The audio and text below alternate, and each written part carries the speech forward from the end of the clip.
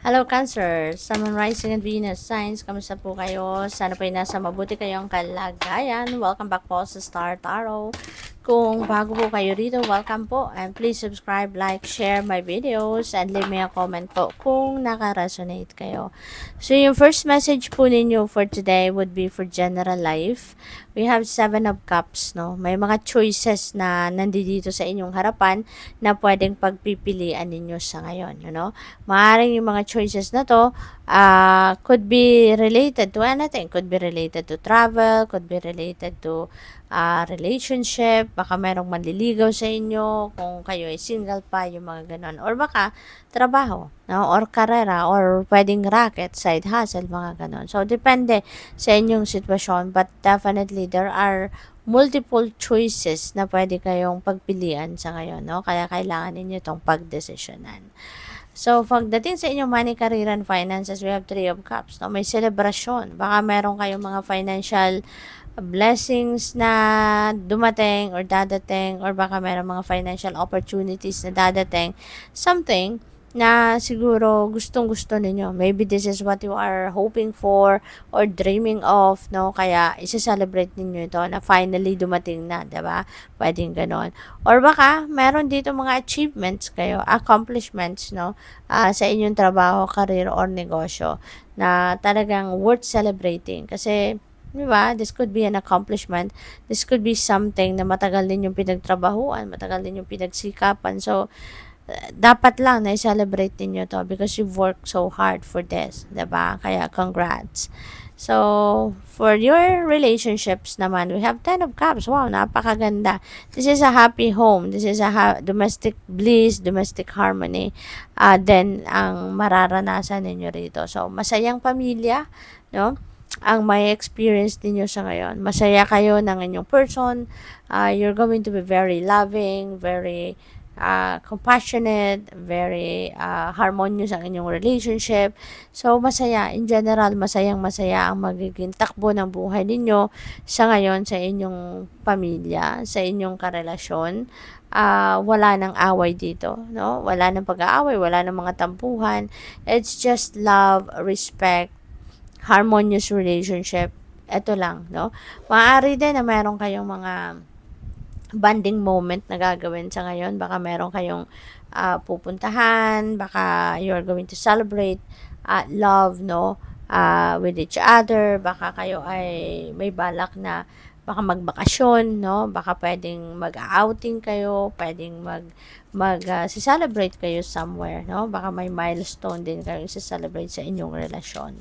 So, kuha tayo ng clarifiers and tingnan natin kung ano pa mga mensahe na makukuha natin. At before that, I would like to say thank you po sa lahat ng suporta ninyo sa aking channel. Maraming salamat for sending me donation, no, through super thanks, at saka sa mga hindi nag-skip ng ads po, maraming salamat for your time, no, and your support. So, yung clarifier natin for 7 of Cups, we have Page of Pentacles, no? So, this is good luck, no? May swerte dito sa inyo. Kaya pagpilian ninyong mabuti, pag-isipan ninyong mabuti kung ano yung kukunin ninyong opportunity rito. Kasi feeling ko, since this is Page of Pentacles, so there is an opportunity dito for you na related din sa inyong pagkakaperahan, trabaho, source of income, yung ganon, no? Kaya pag-isipan ninyong mabuti.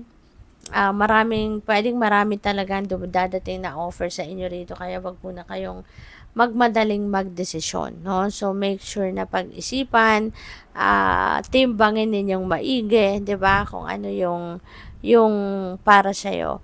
So, tune in to your intuition. Makakatulong if you're going to tune into your intuition as well. At gagabayan kayo nito patungo doon sa tamang desisyon. Okay? Na hindi ninyo panghihinayangan, wala kayong panghihinayangan, wala kayong pagsisisihan.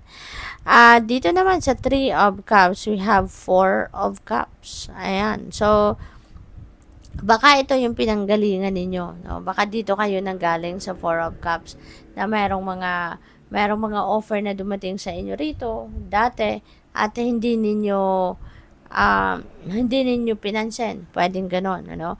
Or pwede rin naman na merong offer sa inyo rito for some of you, kasi iba-iba tayo ng sitwasyon, iba-iba tayo ng ganap sa buhay. So, for some of you, po pwede rin, no, na-pick up ko lang lately, po pwede rin na merong offer sa inyo rito. At baka, sa una, hindi ninyo pinapansin, no? Sa una, hindi ninyo, as in dead ma kayo kasi baka may pinoproblema kayo, may iniisip kayo, may iniinda kayong sakit or whatsoever.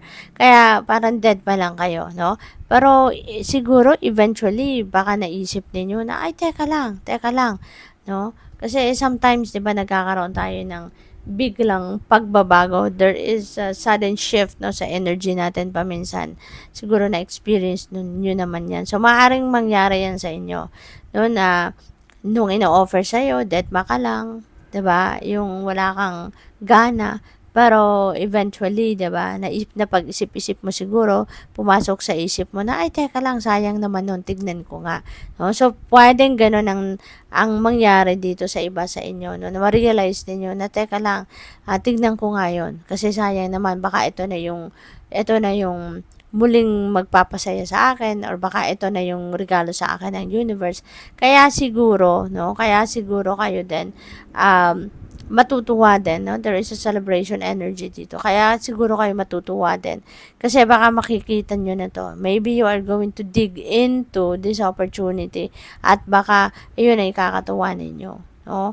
Na buti na lang tinignan ko, buti na lang pinansin ko, buti na lang hindi ko to dinisregard totally, no? Kasi baka dito mo makuha yung magpapasaya talaga sa'yo. Baka ito na yun yung opportunity na ino-offer sa'yo ng universe na siyang magiging sagot, no, doon sa mga problema mo. Pwedeng ganun. With the Ten of Cups, we have the world. Wow. So, baka magta-travel kayo, no, ng inyong person. Baka kayo, pwede rin naman na hindi naman malayo yun pupuntahan ninyo. But definitely, parang merong baka magde-date kayo or magbabanding kayo somewhere, pwedeng magta-travel kayo somewhere, no? Para mag-enjoy, no? Para i-celebrate ang milestone siguro ng inyong relationship. So, pwedeng ganun ang ganap dito. So, tingnan natin kung ano ang final message ninyo, Cancer. And muli, I would like to to suggest po na kung interested kayo, no, sa ating channel memberships, please look it up. At please subscribe, like, share na ulit. Ang kulit ko. So, you are loved by many. Okay, ito yung tatandaan ninyo, Cancer. You are loved by many. Make them your focus. In this way, you will find joy. Kasi, di ba, kung nakafocus kayo, o kung ang ini-entertain ninyo sa buhay ninyo, positibo, edi eventually, ganun na rin kayo. Mahahawaan kayo ng energy ng mga to, ng positivity.